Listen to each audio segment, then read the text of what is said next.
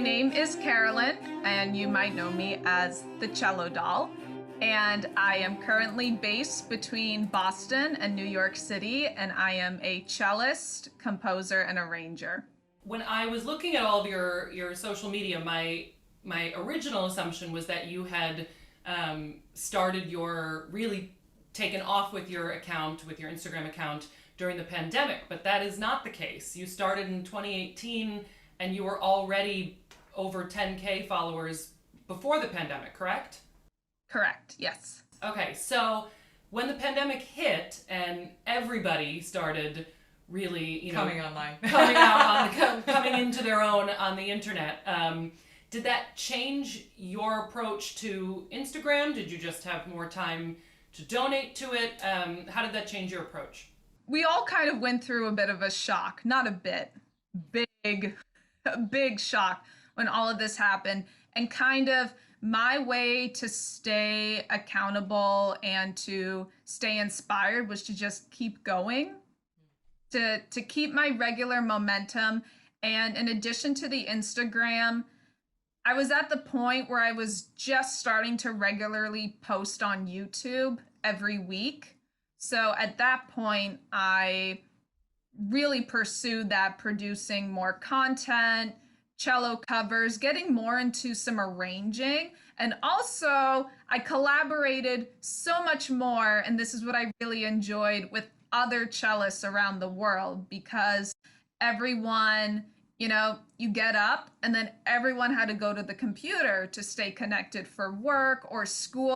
So I felt like my resources with virtual collaborations, just the floodgates opened in a good sense for that. That's been amazing for us, is finding so many artists that have a really similar goal to ours, which is just expanding the audience of classical music, which is obviously something you're working on as well.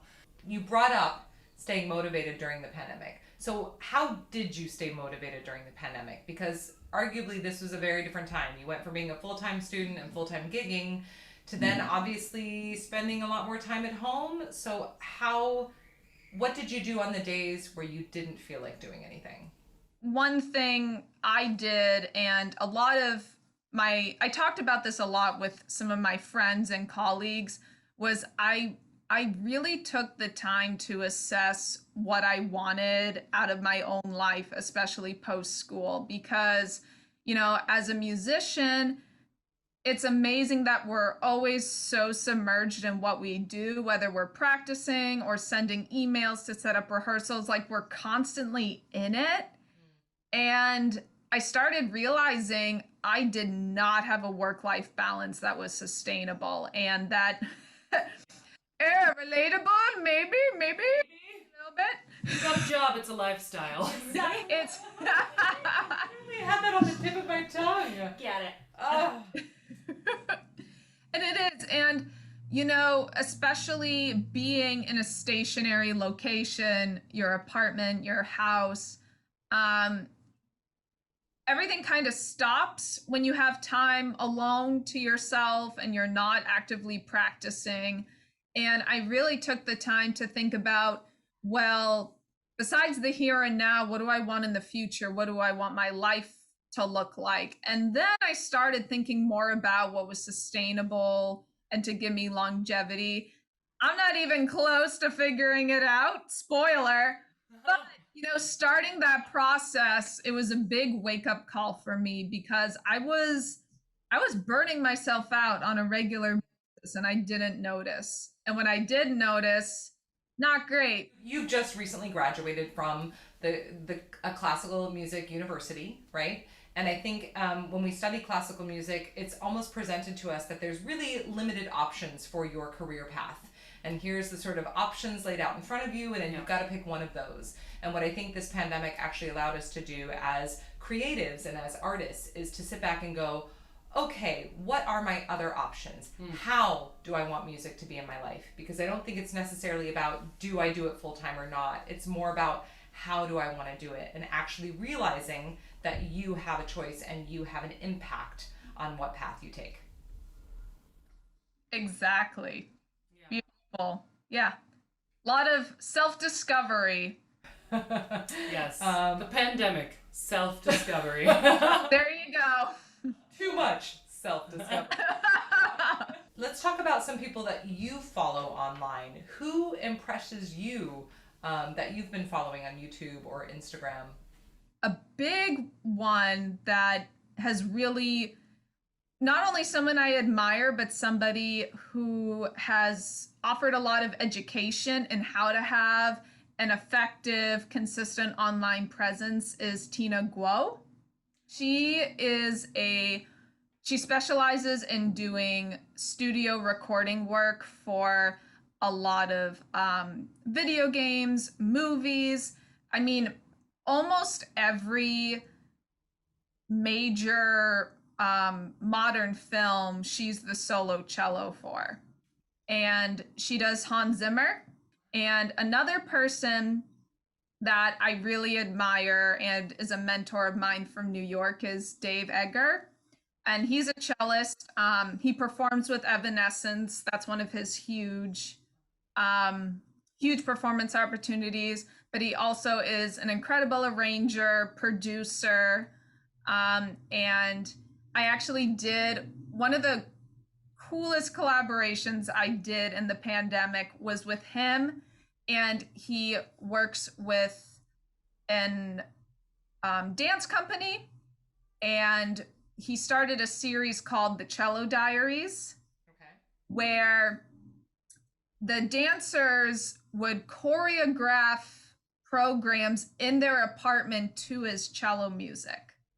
Wow. So you had they were doing elaborate standing routines and stretching in their doorways or across their carpets, and it was very avant-garde, very beautiful. It's called Attack Theater, Okay. and we did a series where I composed some cello music, and he and a percussionist he works with, Chuck Palmer, they did kind of accompaniment and electronics to what I was doing, and then the dancers produced these beautiful pieces.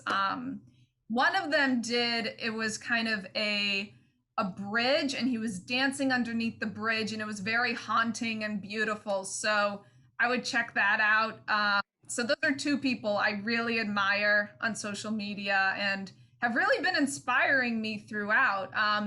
And when you see someone like that producing such beautiful content, it makes you think, well, what could I be capable of? What could I do? And it's not necessarily you want to replicate anything, but you're just inspired to like push your own limit and what you can do. So, You mentioned actually this whole soul searching that the pandemic was, and thinking about your career. So, how have your career goals changed over the past year? well, past year, maybe it might be more like past 2 weeks because I've really Okay. been thinking a lot, so much about it. And I've had the honor and pleasure of having mentors like Dave that, let's hop on Zoom, and do you have a spare time to just chat? Because not only the pandemic, but graduating right after, and I the year in New York where I could be there, I was networking at every opportunity, and I was trying to find who can I work with, where can I get my name heard, and then being taken out of that and networking however you could online, it just didn't feel the same, and I felt a little lost, like graduating into this bizarre circumstance, Yeah. we can say. So I've been thinking a lot, things are looking so much more hopeful, but nowhere near normal what we had. There's still a lot that has to settle. So I think for the immediate point of my career, I want to explore what can I do more virtually. I was thinking more about taking time to promote myself on the mediums I already have. So it's going to be kind of more staying where I am for a longer period of time here in Boston and enjoying what I have. The other thing, really quick, I want to mention that I think is so important about this pandemic was at home recording. That was something that was so huge. And, being on YouTube, being on Instagram, I was starting to do that. But then I just took a big deep dive into at home recording and realizing, if I can get a really good sound in my home, and I took a course on recording and editing, making creative soundscapes. I'm realizing like this could be a career. This could be something I could do, is to record for people. I'm recording for a composer right now overseas and all of these things. And all of that's going to come together, as you said, for an album. As I'm looking at your website, I'm seeing the classical cellist and the cello doll. You've got Carolyn and then you've got the cello doll. And I'm curious, do you want to keep them separate? Do you feel like it's that cello doll is a different persona, or is this something that's, kind of slowly melding together? Excellent question. So I think it's really funny when people think it's an alter ego, I think because of the different name, the cello doll. I describe it more as an extreme saturation of myself. Ooh, okay. Like my personality just The way you describe yourself, That's fantastic, yeah. just constantly on 110%. It's very much me. I mean, if you meet me in person, no, I'm not toned down. I was gonna say I'm toned down, but I'm really not. But I'm less I'm kind of, if I'm taking on a gothic character for a music video, that's kind of the edgy side of me cranked up to 100. And when I go back to being me, maybe it's back down to 10. So I just kind of see it as taking parts of myself and just ramping them up for a project to convey a story, to convey an idea. So it's more of a coexisting, I think. What is some advice that you've gotten from your mentors and perhaps teachers that's really stuck with you and is something you would want to pass on to other musicians, artists, creative types? One thing I was told, and it was blatantly told to me by Dave Eggar, who I mentioned before, but kind of my teacher at Manus, Yehuda Hanani, he reinforced it too. And I just started seeing this theme around my close mentors, which was find something you can do that no one else can do and make it a part of your career. And the idea of that is, yes, I play cello. Do you know how many other people play cello? A lot. In the world? How many other people went to conservatories?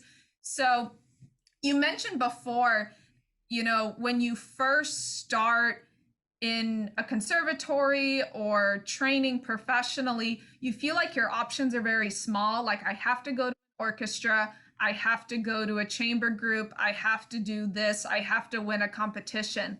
But that's not the case. And that's why Cello Doll happened, was I had this idea and I just wasn't seeing it. I just couldn't find it. And I said, you know what? I'm going to make it. There's going to be a lot of bumps in the road. I'm not going to know what I'm doing. Sometimes I still don't know what I'm doing, but I will figure it out and I will make it happen. This way I love to write stories, I think, is why Cello Doll happened. And that's what I want to cultivate. So you can train your art, you can train your craft, but then it's up to you to find that little piece of yourself that only you can do, to meld that. And if you think about all the pop artists, all the big celebrity names we know in the art world, there's that small thing they do that makes them unique. So in addition to your studies, if you're in school, take that time to really think, what can I do in addition? Love it. Perfect. Yeah. Well-rounded, multi-talented. Excellent. We're fans. We're big fans. I'm trying to remember how I even came across your page, and I have no idea, but I did, and I'm glad I did.